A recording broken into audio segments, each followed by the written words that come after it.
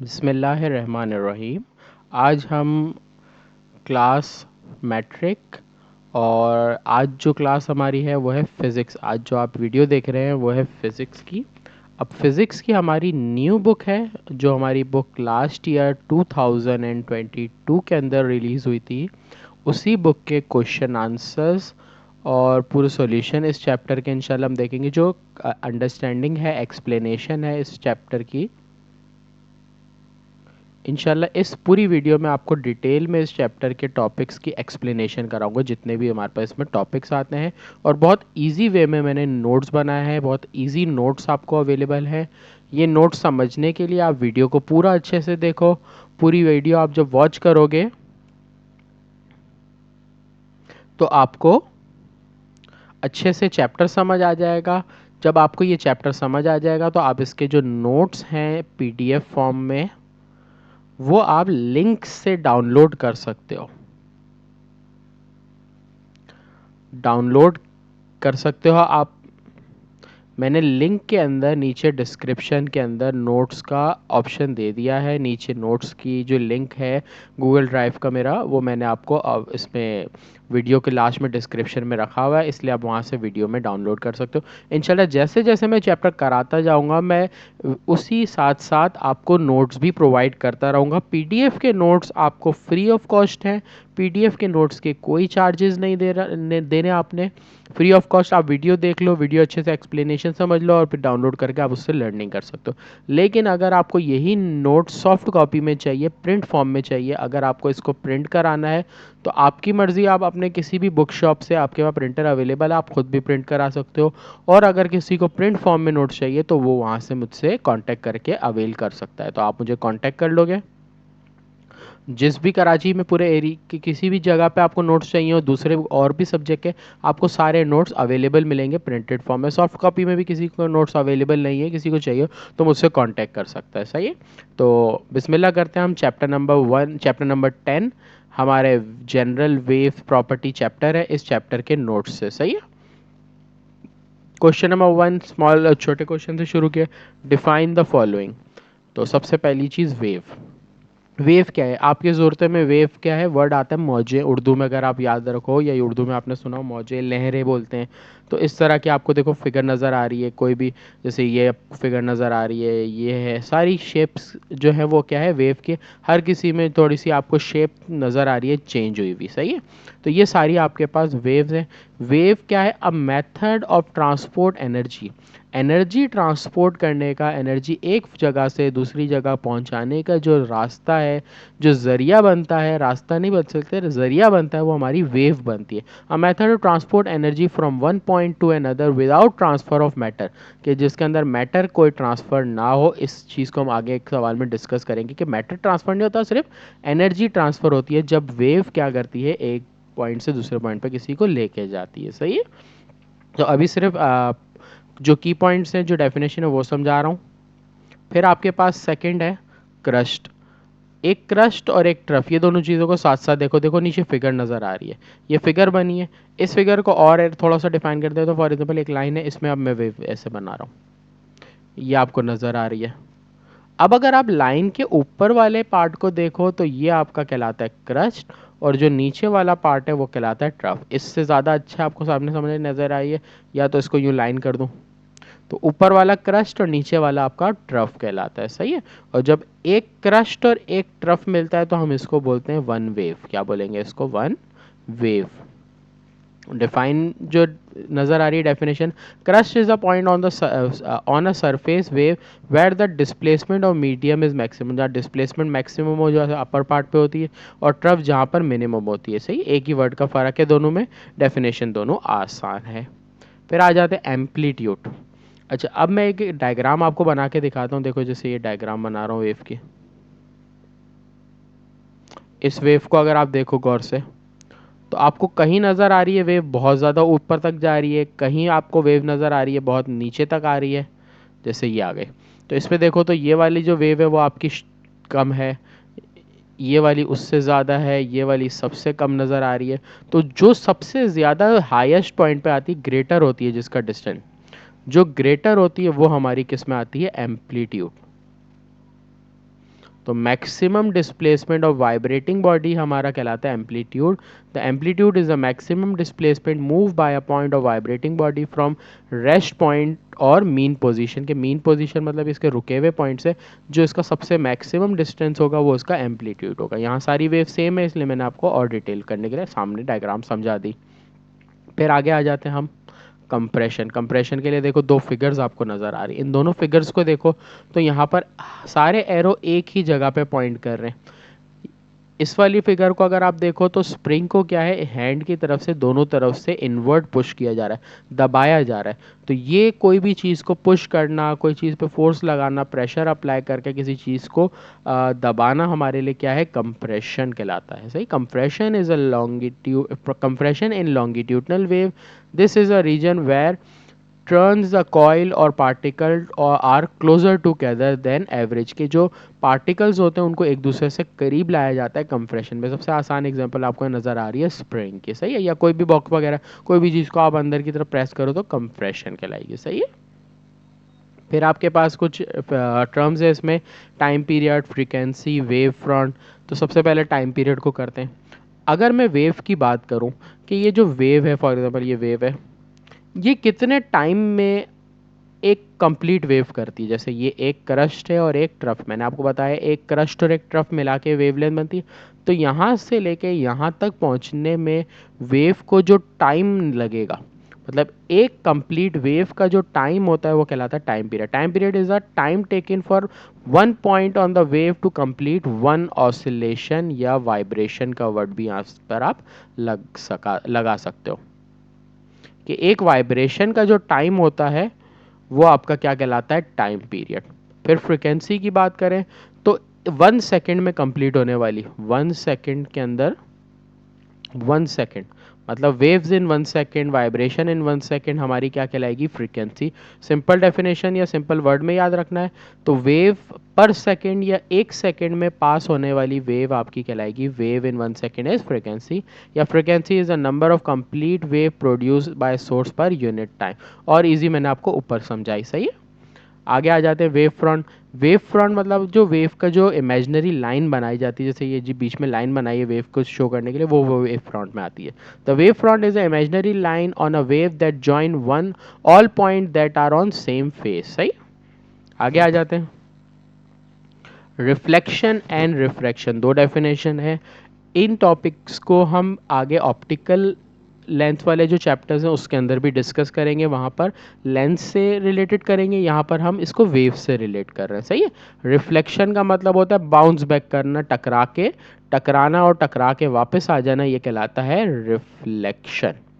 सही है। आप अगर फिगर को देखो तो देखो ये वेव जा रही थी आगे की तरफ, एरो को आप नोट करो, ये आगे गई। अब जैसे जैसे ये आगे जाएगी जिस पॉइंट पे ये टकराएगी, अब आगे अगर इसको रास्ता नहीं मिल रहा, आगे रास्ता बंद है, अब ये वेव जब टकराएगी तो ये देखो रिवर्स आ रही है, वापस आ रही है। तो इन दोनों फिगर्स को आप देखो और इन तीन फिगर को देखो, वेव गई और टकरा के क्या आई, वापस आई। बिल्कुल इसी तरह नीचे है, या तो वेव जाएगी और जाने के बाद क्या है, अगर स्ट्रेट टकरा रही है तो वो नीचे की तरफ से बाउंस करके आएगी। तो ये दो डायग्रामिक रिप्रेजेंटेशन है रिफ्लेक्शन की, के जब वेव टकराएगी किसी जगह तो वो बाउंस बैक करके जब वापस आएगी, उस फेनोमेना को आप बोलोगे रिफ्लेक्शन ऑफ वेव।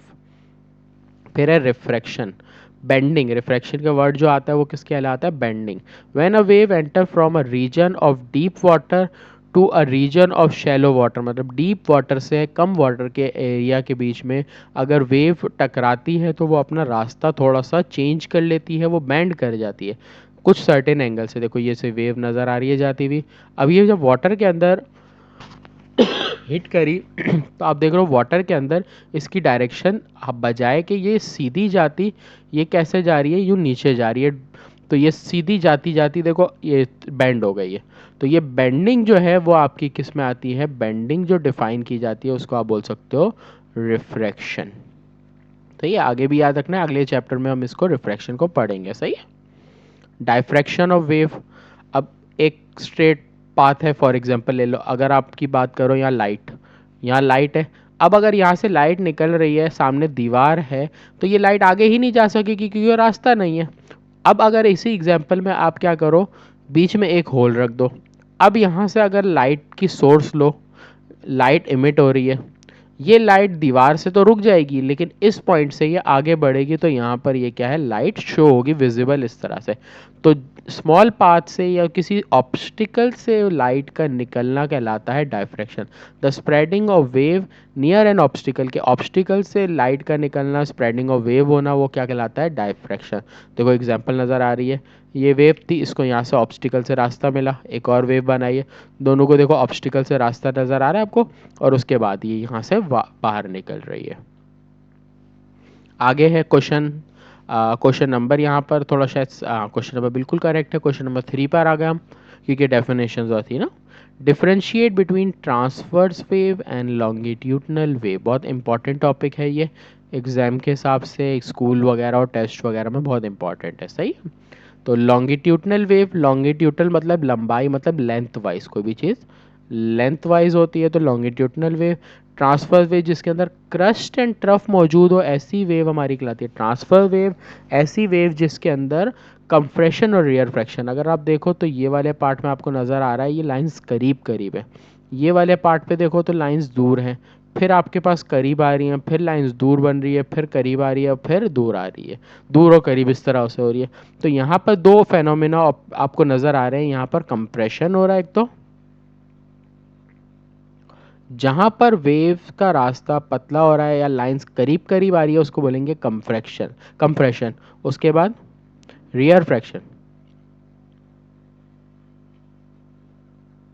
कंप्रेशन और रियर फ्रैक्शन। रियर फ्रैक्शन जहाँ पर वेव को रास्ता मिल रहा है, जहाँ वेव लाइंस दूर दूर है, वो रियर फ्रैक्शन। तो कंप्रेशन जहाँ पर लाइंस करीब आ रही है और जहाँ दूर जा रही है वो रियर फ्रैक्शन, सही है। तो जब कंप्रेशन और रियर फ्रैक्शन में वेव फॉर्म होती है तो वो कहलाती है लॉन्गिट्यूडनल वेव। इसकी एग्जांपल आप स्प्रिंग की तरह ले सकते हो। स्प्रिंग, जो स्प्रिंग है अगर उसको दबाते हैं तो वो कंप्रेस होता है, छोड़ते हैं तो rear fraction.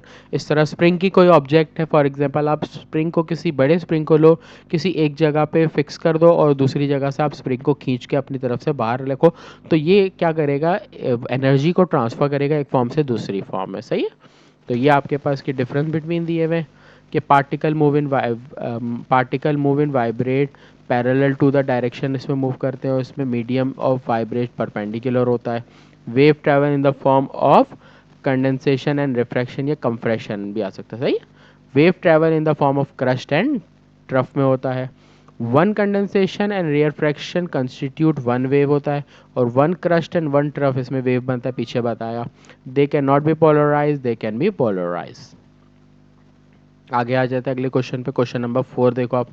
Differentiate between mechanical and electromagnetical wave. आपको एग्जांपल नज़र आ रही है, ये एंटेना से या पोल्स वगैरह से जो वेव निकलती है वो इलेक्ट्रोमैग्नेटिकल वेव। मैकेनिकल वेव की सिंपल एग्जांपल दी है वाटर की, ये किसकी दी है, वाटर की, या कोई भी ऐसी एग्जांपल जिसमें इस तरह से कुछ हो, जैसे गिटार वगैरह साउंड के लिए भी दी है, साउंड की जो वेव होती है वो मैकेनिकल वेव में आती है, सही। Mechanical wave are such wave that need a medium for propagation, मतलब ऐसी वेव जिनको कोई ना कोई रास्ते की ज़रूरत हो अपने एनर्जी को पहुंचाने के लिए, वो मैकेनिकल वेव होगी। ऐसी वेव जिनको मीडियम की ज़रूरत ही नहीं है, बगैर मीडियम के भी ट्रैवल कर सके, वो इलेक्ट्रोमैग्नेटिकल वेव होती है। Mechanical wave are produce by vibrating motion, किसी भी ऑब्जेक्ट की वाइब्रेशन की वजह से मैकेनिकल वेव बनती है। Electromagnetical are form by the change in electrical and magnetic field, magnetic और इलेक्ट्रिकल फील्ड में जो चेंजिंग होती है उसकी वजह से इलेक्ट्रोमैग्नेटिकल वेव बनती है। Sound wave, water wave, seismic wave, seismic wave are the example of mechanical wave. Radio wave, microwave, some light wave, ultraviolet, UV मतलब अल्ट्रावायलेट, इंफ्रारेड जो रिमोट्स कंट्रोल वगैरह में निकलती है वो रहती है, कहलाती है infra wave. Yes, some example of electromagnetical wave. फिर mechanical wave consist of transfers and longitude, दोनों तरह की होती है। Electromagnetical are compress of a transfer wave only, जिसमें ट्रांसफर वेव होती है सिर्फ।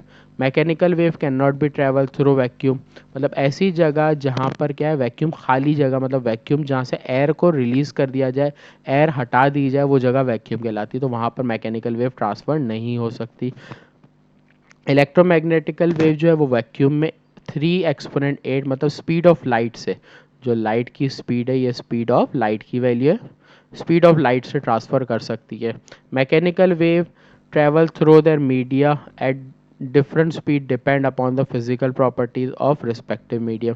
कि मैकेनिकल वेव क्या है कि डिफरेंट स्पीड पे डिफरेंट ऑब्जेक्ट में मूव करती है। All electromagnetic wave can travel through the transparent medium at different speed depend upon the refractive index of the respective medium. कि कैसा रिफ्रैक्टिव इंडेक्स है, कितने वो बैंड वगैरह कर सकती है, उस हिसाब से या उस पर डिपेंड करती है इनकी स्पीड। डैम्प्ड सिस्टम, आप इस फिगर को अपडेट फिगर को देखो। इस फिगर में आपको नज़र आ रहा है कि पहले वेव ज़्यादा से फॉर्म हो रही है और आगे जाते जाते वेव रिड्यूस होती जाती है। तो ऐसा सिस्टम जिसमें फ्रिक्शन या वेव रिड्यूस हो रही है वो डैम्प सिस्टम होता है। An oscillation system in which friction has an effect is a damp system. ऐसा सिस्टम जिसमें फ्रिक्शन का इफेक्ट हो वो कहलाता है डैम्प सिस्टम। फिर डैम्प्ड ऑसिलेशन, इस सिस्टम के अंदर जो रिपीटेशन है, वेव ऑफ फॉर्म हो रही है, ऑसिलेशन हो रही है, वो damped oscillation. The oscillation of the system is presence of some resistivity force are damped oscillation. सही। क्वेश्चन नंबर 6 बहुत इंपॉर्टेंट सवालों में से एक है। सही है। v is equal to F lambda, इसको v पढ़ते हैं, v एफ और ये सिंबल हमारा लैम्डा। इसको बनाने का तरीका आप लोग देख लो, एक लाइन आपने यू बनानी है, यू जैसे y बनाते हैं ना वैसे ही बनाने हैं। इसको पढ़ते हैं लैम्डा। तो वेवलेंथ, वेव का जो डिस्टेंस होता है ना वो वेवलेंथ कहलाता है। Wavelength is the linear distance between two successive crest और trough in a transfer where and two successive compression and rarefaction in a longitudinal wave. The SI unit is metre. सही है।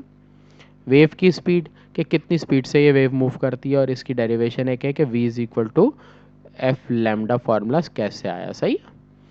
इसको सॉल्व करने के लिए आप देखो, सबसे पहले तो डिस्टेंस ट्रेवल है लैम्डा, टाइम टेकन टी ले लिया है। तो हमारे पास एक बेसिक फार्मूला है चैप्टर नंबर 2 नाइन्थ क्लास में, v is equal to S upon T होता था। सही। v आपके पास जो है वो वेलोसिटी रहेगी, डिस्टेंस आपने लैम्डा लिया, टाइम को कैपिटल टी से लिया। इस फॉर्मूले में देखो पुट कर मैं यहाँ सॉल्व करके दिखा देता हूँ। v is equal to S upon T formula है। इसमें आपके पास s जो है वो लैम्डा के बराबर है, स्मॉल t वो है कैपिटल टी। तो फार्मूला हो गया v is equal to S upon capital T. थोड़ा सा अगर इस सवाल को आप सॉल्व करने की कोशिश करो या इसको और सिंप्लीफाइड करो तो आप इसी फॉर्मूले को यूँ लिख सकते हो। ऊपर यहाँ देखो कोई नंबर नहीं है, जब कोई नंबर नहीं होता इसका मतलब 1 होता है। इसको 1 अपॉन टी और एस करके लिखा। ये लिखने की वजह क्यों है, क्योंकि 1 अपॉन टी जो है वो एक फार्मूला एफ के बराबर हो जाता है। और एक मैंने मिस्टेक यहाँ पर कर दी, यहाँ पर एस नहीं लिखना, एस की जगह क्या लिख देना आपने, लैम्डा। सही है। यहाँ पर भी आपने एस नहीं लिखना, लैम्डा लिखना है। तो ये आपके पास एक फार्मूला है कि 1 अपॉन टी की जगह आपने एफ लिखना है। ये पीछे वाला ही फार्मूला आपका v, 1 अपॉन टी की जगह आपने एफ लिख दिया और आगे आपके पास लैम्डा। तो ये आपके पास डेरिवेशन शॉर्ट आ गई v is equal to F lambda की। सही है। ये आपको नज़र आ रही है। फिर है पीरियोडिक मोशन, वो मोशन जो अपने आप को रिपीट करे। रिपीट होने वाली मोशन हमारी किस में आती है, periodic motion. A motion repeating itself in an equal interval of time, के ऐसी मोशन जो इक्वल इंटरवल ऑफ टाइम में अपने आप को रिपीट करे, बार बार वापस से वही मोशन को वापस दोहराए, वो हम बोलते हैं पीरियोडिक मोशन। आप अपने लैंग्वेज में या आसान से ढीठ को बोल सकते हो। जैसे कोई ढीठ होता है ना कि इसको कुछ भी बोल दो, अब वो उसको वही करना है, तो ढीठ वाली मोशन को आप बोल सकते हो भाई पीरियोडिक मोशन। एक जनरल एक समझाने के तौर पे मैंने एक वर्ड आपके लिए इस्तेमाल किया। सही है। ऐसा नहीं कि आप कहीं बोलो किसी के साथ भाई जो ढीठ होता है वो पीरियोडिक है। सही है। तो एग्जाम्पल आपके सामने नज़र आ रही है क्लॉक। अब क्लॉक की जो टाइमिंग है वो आप देखो बार बार अपने आप को रिपीट करती है मोशन। एक दफ़ा यहाँ से सेकेंड हैंड शुरू होता है तो फिर आता है, कंटिन्यू चलता ही रहता है, तो ये पीरियोडिक मोशन है। इसी तरह आपके सीजन्स हैं, ये ड्रामे वाले सीजन नहीं है जो हमारे वेदर के सीजन होते हैं, वो वाले सीजन थे। ऐसा नहीं ड्रामे वाले सीजन को आप सीजन समझ लो। सही है। तो ऑटम, समर, विंटर, स्प्रिंग जैसे हमारे सीजन चलते हैं तो वो एक साइकिल की तरह वापस अपने आप को रिपीट करते हैं, पीरियोडिक मोशन। इसके अलावा और आपके पास जो एग्जाम्पल बुक में दी है वो पेंडुलम की दी हुई है। पेंडुलम के अलावा बाउल, मतलब एक बाउल एंड बॉल की एग्जाम्पल दी है जो आपके पास है। स्प्रिंग की एग्जाम्पल को समझ सकते हो। सही है। फैन वगैरह की एग्जांपल हमारी पीरियोडिक मोशन में आती है। सही है। अब पीछे देखो एक सवाल था ना, where waves are mean of energy transfer, के वेव एनर्जी ट्रांसफर करती है विदाउट मैटर, जस्टिफाई करनी है। आप इसको समझने के लिए नीचे देखो फिगर देखो कि समुंदर के अंदर एक तैराक जो है वो क्या कर रहा है, समुंदर के अंदर है, तो ये जैसे जैसे वेव्स इसको मूव करा रही है तो ये आगे की तरफ जा रहा है। ऐसा नहीं है कि इसके अंदर कोई मास में चेंजिंग आ रही है या इसके अंदर कोई फ़र्क आ रहा है, नहीं। इसमें क्या हो रहा है कि जैसे जैसे वेव आ रही है तो वेव इसको आगे लेके जा रही है, तो इससे पता चलता है कि जो इसकी एनर्जी है वो ट्रांसफ़र हो रही है, लेकिन मैटर के अंदर कोई चेंजिंग, मैटर नॉट चेंज हो रहा है। सही है।